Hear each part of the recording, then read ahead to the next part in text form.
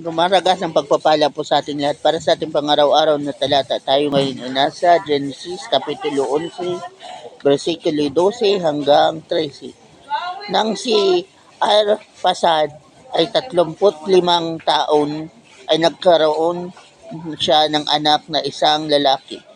At ito'y pinangalan ng Sila. Nabuhay pa siya ng 403 taon at nagkaroon pa ng ibang mga anak. So ito na nga po na si Arphaxad ay nagkaroon na rin ng anak at ang pangalan niya ay Sela.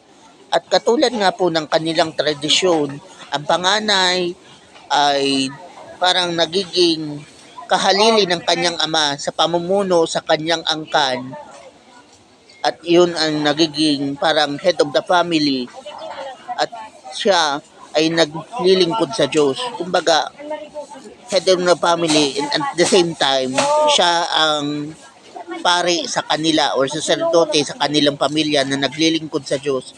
At yun naman ay ituturo niya sa kanyang mga anak, at lalo na sa kanyang panganay, nahahalili rin sa kanya. Ito na nga po na si Arphaxad ay itinuro niya na kay Sela kung paano ang paglingkod sa Diyos para masunod nila ang mga pinapagawa ng Diyos sa kanila at magabayan sila habang buhay.